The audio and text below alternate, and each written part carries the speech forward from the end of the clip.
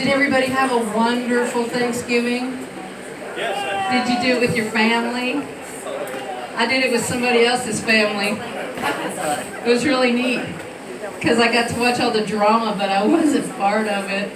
I got to watch Grandma talk to Uncle Tommy on speaker from the prison in the middle of the room. It was great, and then everybody got in a fight, and then the drunk people showed up, and I just sat there eating pie watching it. It was so nice.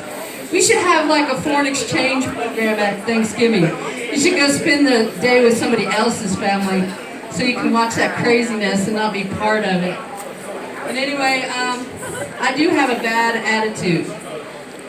My cousin got in a fight with somebody and she was going, I should have done this and I should have said this. I'm the kind of person who goes, oh God, I wish I hadn't have said that. But anyway, I'm kind of like a militant, defiant, passive-aggressive, or so that's what it said in my personnel file. Well, it did say that until the manager left me alone with my personnel file. Then I ripped that page out.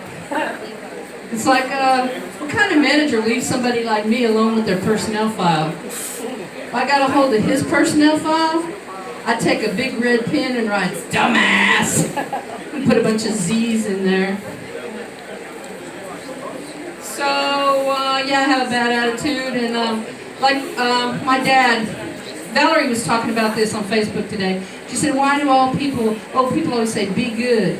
My dad used to say, be good, when I'd walk out the door, and I'd say, if I can't be good, I'll be sanitary. He stopped that crap.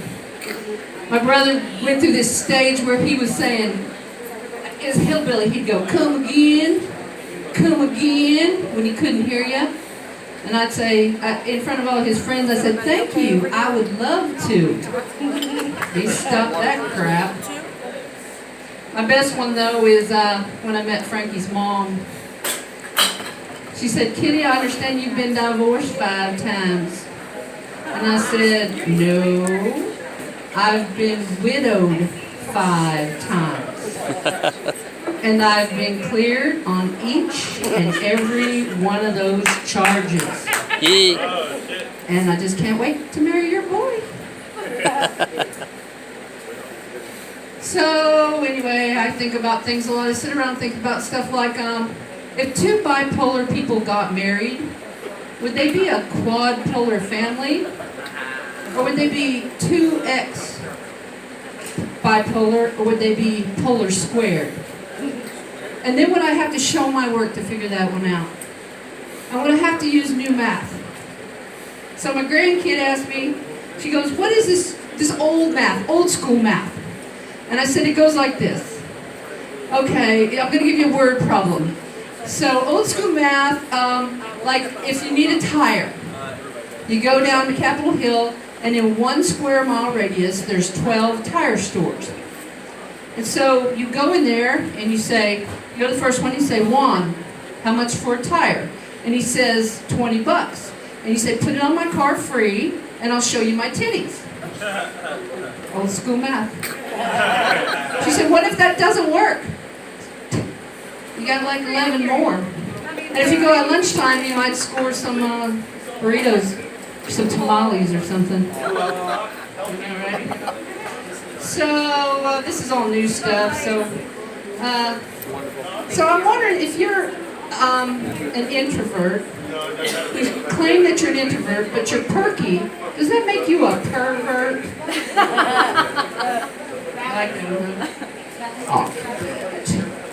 So I've been meeting a lot of new people since I've been doing comedy.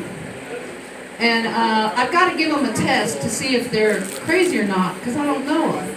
So my test, I'm going to administer it to you guys. It goes like this. Do you think that deaf people can hear the voices inside their head?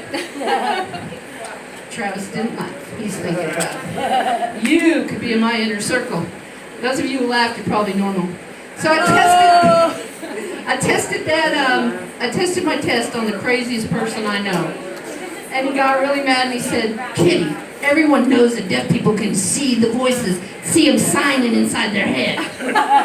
Yeah, there's my joke, right? I'm looking at my stuff here. So I've got a bad attitude, and so I hang out at the church a lot. Try to make up for my bad attitude. The other day I was filling in for the secretary because she was on vacation.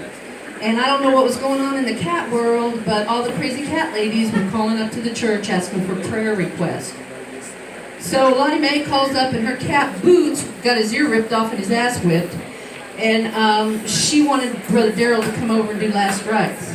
I'm like, can you give a cat last rites? How do you know what life he's on? Brother Daryl just rushed right out of there. And so anyway, while he was gone, I was doing the donations. I was recording them. And then I realized these crazy cat ladies are very generous with their fundage. They pretty much own Brother Daryl. You could say he was kitty cat whipped. So I see that I'm getting a light. 1 minute. 1 minute light. So the other day, Brother Daryl did communion. And he did the whole ritual, turned around to do communion.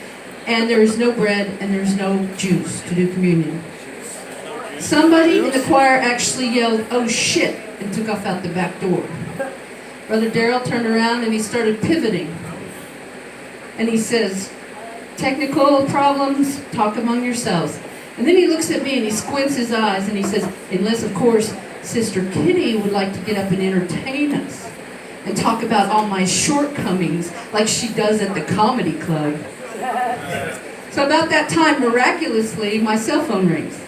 And it says, scam likely. And I thought, yeah, Brother Daryl, I got your scam likely for you. So I answered it. I stood up, answered it, and said, "Hello? Yes? Yes. Brother Daryl, that was God. He said you are on your own." About that time, the choir ran back in. They had pillaged the kitchen. They had devil's food cake and Red Bull. I'm like, man, I was feeling all, that worked, you know, but I was feeling all hyper and evil all day. So anyway, but you guys can find me on Instagram. I'm a ham. Come be my fan. You can find me on Instagram. Kitty Gilligan. That's me. There's plenty of time to get up here. G-I-double-L. I'm gonna get some taps. G-A-N spells Gilligan. She's a ham. Come be her fan. You can find her on Instagram. Kitty Gilligan.